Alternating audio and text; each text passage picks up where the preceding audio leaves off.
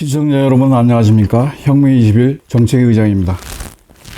오늘도 웃고 시작하겠습니다. 자, 웃읍시다. 하하하하하하 헤헤헤헤헤헤 히히히히 히히히 호 호호호 호호호 후 후후후 후후. 예, 수고하셨습니다.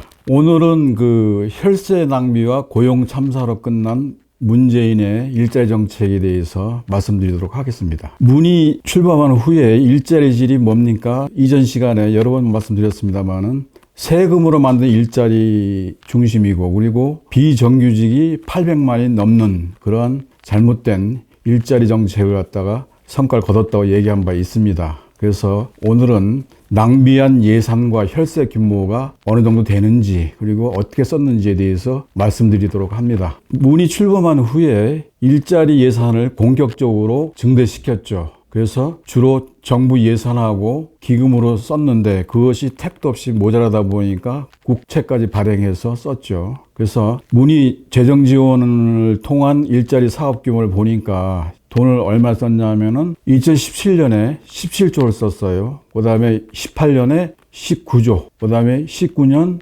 21조, 그 다음에 20년 33조 6천억, 그 다음에 작년에 30조 5천억을 썼네요. 그래서 약 문 5년 동안 122조를 썼습니다. 상당히 많이 썼죠. 물론 여기는 실업급여하고 직업교육 예산까지 포함된 수치가 되겠습니다. 그러니까 이렇게 돈을 많이 쓰고도 세금으로 만든 일자리 또는 비정규직 800만 정도의 형편없는 일자리 성과를 거뒀으니까 얼마나 낭비가 심했다는 것을 여러분들 알 수 있겠죠. 작년 6월 8일 날 고용노동부에서 자기들이 스스로 평가한 게 있어요. 일자리 정책 예산을 썼는데 그게 얼마나 실효성이 있었는가에 대해서 재정 지원 일자리 사업 평가 및 개선 방안이라는 것을 발표했는데, 거기에 따르면은 총 24개 부처에서 214개의 일자리 투자 사업을 갖다가 벌렸고 2020년 실적이 되겠습니다. 예산은 33조 6천억을 썼어요. 그 중에서 자기네들이 평가한 거는 145개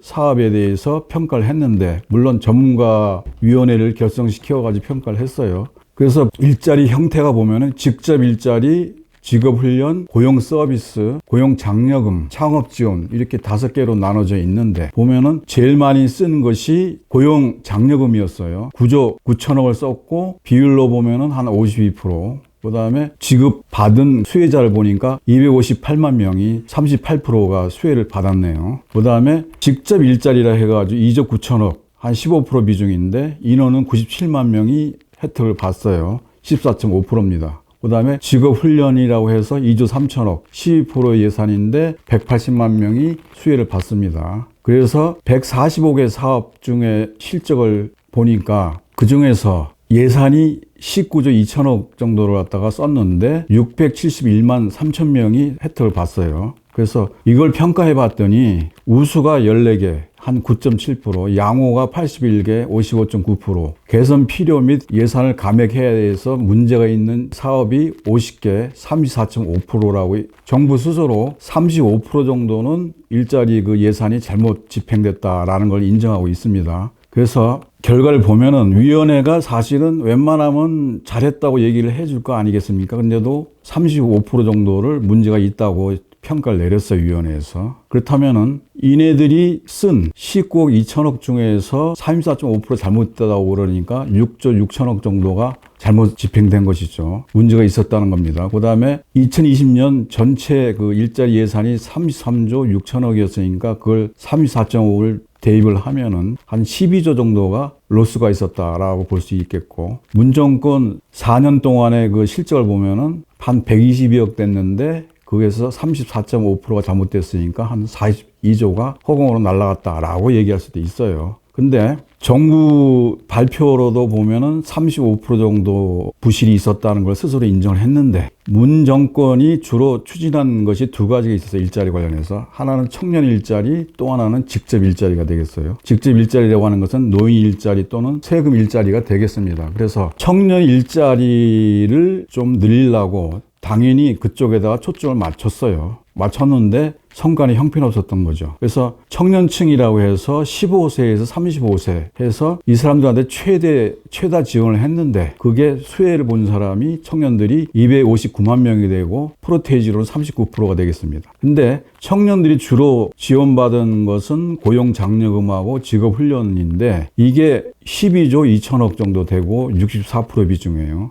그 다음에 인원수는 438만 명 정도 돼가지고 65% 비중이네요. 그 중에서 청년들이 259만 명이 혜택을 받다는 얘기입니다. 근데 어떻습니까? 청년층 중심으로 일자리 예산을 집행했지만은 성과가 극히 저조했어요. 이전 시간에 말씀드린 기억이 납니다만은 대통령 직속 저출산위에서 청년층 19세에서 34세까지를 봤었는데 그때 일자리가 불안정하다고 답한 사람들이 58%였고 그 다음에 매우 불안하다고 얘기한 청년이 31%였어요. 그 다음에 비정규직은 작년 8월 기준으로 해서 800만 명을 넘어섰죠. 그래서 비정규직이 38%고 정규직이 62%라는 얘기죠. 그 중에서 20대가 한 140만 명 정도 비정규직인데 10명당 4명이 비정규직입니다. 그래서 40%예요. 그래서 이걸 봤을 때 청년들의 일자리 성과는 매우 불량스럽다라고 말씀드릴 수 있겠죠. 그 다음에 직접 일자리에 대해서 또 초점을 많이 맞췄는데 이 직접 일자리가 뭡니까? 노인들 일자리 또는 세금으로 그냥 억지로 만든 일자리가 안 되겠습니까? 그래서 2020년 일자리 97만 명에 2조 9천억을 썼다고 말씀드렸는데 2017년에 보면 1조 7천억을 썼어요. 처음 문정권 들었을 때. 그 다음에 2020년 2조 9천억을 썼고 그 다음에 작년에 3조 2천억을 썼군요. 그래서 상당 많은 돈을 갖다가 낭비를 했는데 대부분은 보여주기식 일자리가 되겠어요. 이를테면 불 켜진 빈 강의실을 갖다가 소등하는 거, 제로페이 홍보 안내원, 그다음에 교통시설 조사원, 환경을 갖다가 정비하는 정비원 또는 감시원, 농촌 일 돕기, 그다음에 해양 쓰레기 수거 등등 해서 그야말로 무슨 일을 하는지 모르는 일이 대부분이고 아는 사람만 또 계속 혜택을 봤어요. 그래서 줍줍이라고 안 그렇습니까? 줍고 또 줍는다 해서 줍줍이라는 말이 붙었어요. 그 다음에 한 명이 할 수 있는 일을 10명이 했다. 그래서 낭비가 직접 일자리 예산은 거의 그냥 공중에다 돈을 뿌리는 거고 일자리 창출이라기보다는 일종의 복지라고 볼 수 있는 거죠. 노인들에 대한 복지 예산이 되겠습니다. 그리고 고용 유지율이라는 게 있는데 이게 뭐냐면은 직접 일자리 하면 사람들 중에서 민간 부문에 취업을 해서 일정 기간 동안 근무한 사람 비율이 되겠는데 그것이 2019년에 51.3%에서 2020년 37.8%로서 이나마도 13.5%가 줄어들었습니다. 그래서 정부 주장과는 달리 대다수 사업 참여자가 민간 부문으로 취업하지 못하고 공공 일자리에 머물고 있다. 그래서 2020년 일자리 중에서 말씀드린 것처럼 직접 일자리의 80%가 65세 이상의 노인분들의 일자리였다. 그래서 정부에서도 노인 인구가 계속 증가하고 있고 빈곤율이 증가하니까 일자리 명목으로 복지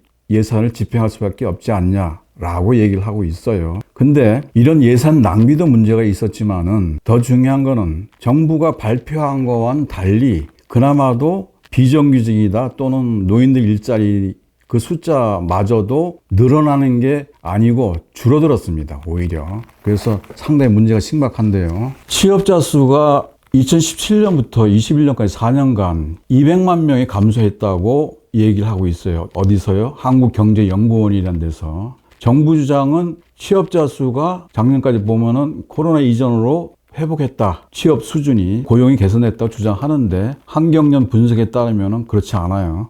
어떻게 이 한경련이 분석을 했냐면은 주 40시간 근로자를 실질적인 취업자로 봤어요. 그래서 주 40시간을 일한 경우를 한 명 일하는 걸로 봤어요. 그 다음에 만약에 20시간을 일했으면 0.5명으로 했습니다. 그래서 소위 말하면 전일제 환산 방식이라고 그러는데 OECD에서 활용하고 있는 공식 통계 방식이에요. 상당히 믿을 만한 그런 어프로치입니다. 계산 방식인데. 근데 이제 문정권은 어떻습니까? 1시간만 일해도 취업을 했다고 계산을 했어요. 그러다 보니까 거품 통계에 의해서 고용 현실을 심하게 왜곡했지 않습니까? 그래서 전일제 방식에 의해서 환산을 했더니 어떻습니까? 2017년에 취업자 수가 2,860만 명 정도 됐었어요. 근데 2021년에 2,650만 명 정도 돼가지고 무려 210만 명 정도가 오히려 취업자 수가 줄은 걸로 나타났습니다. 통계측은 뭐라고 얘기했습니까? 2,670만 명 정도가 2017년에 취업을 했고, 그 다음에 2021년에는 2,730만 명 정도가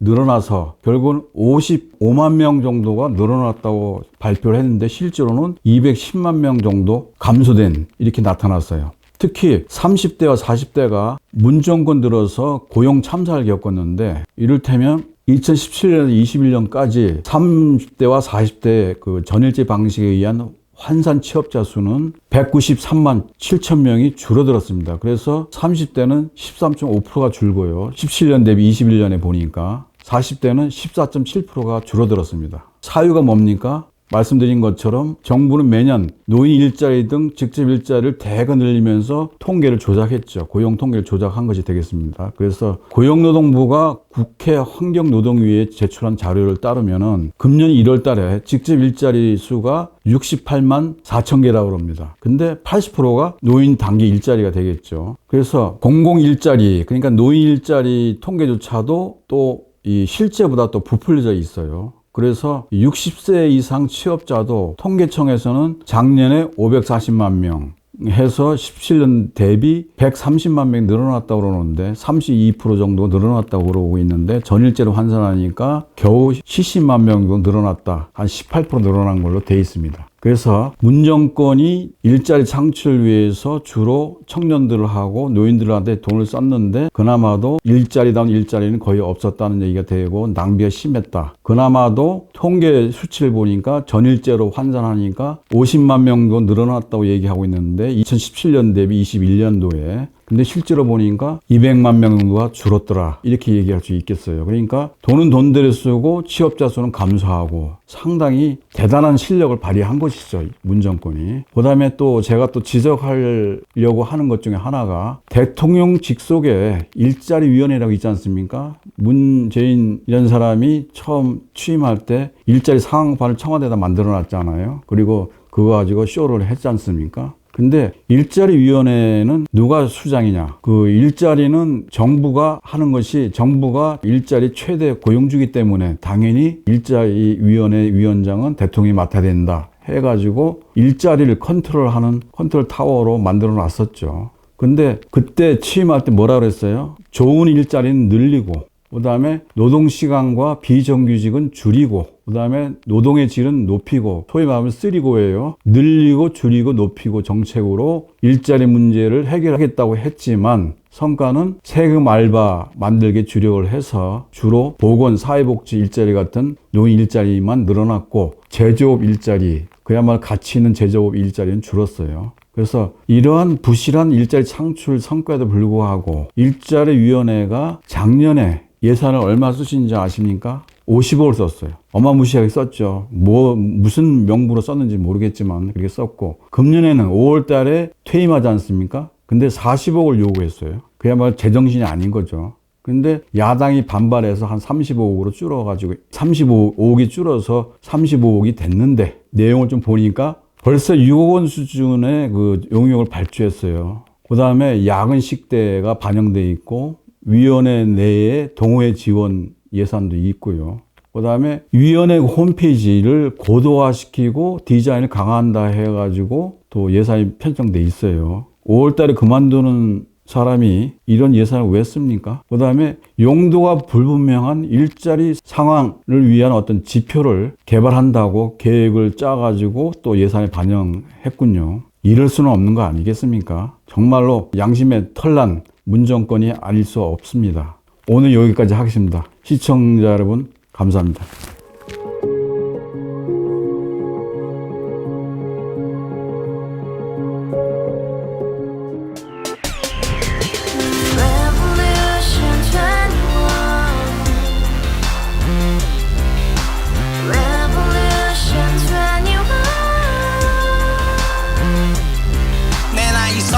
월세 30 코인 빚만 300 서울에 온 지 벌써 10년 아둥바둥 버텼지만 여전히 난 반지 하에 제왕 곰팡이 연문제약 내비랭 깡통 망통 완전히 폭망 고시원 창문만큼 작아진 내 꿈 연애 결혼 내 집 모든 게 헛꿈 1년 전 떠난 여친 울며 말했지 같이 써봤자 평생 가본 게 꼭꼭꼬라지 Revolution 21 가바후스 700 나도 소유주 Revolution 21 가바후스 700 나의 소유주 택시기사 우라부지 마트 캐셔 울어무니 우리 집안 다 털어봤자 후줄 그래 개선민 내 미래 거기서 팍 끝난 거지 팍더 이상 노력 따윈 괴물이 스펙 찾아서 말리 비오는 날 알바 잘려 맨날 학원 날 개쳐 발려 밤비 내리는 양화대교 홀로 걷고 있을 때 현수막에 아로 새겨진 평당 700짜리 아파트 다같이 소리 질러 혁명 21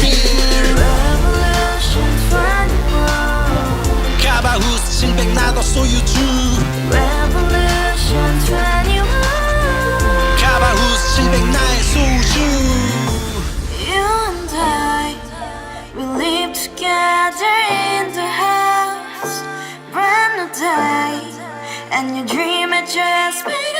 Yeah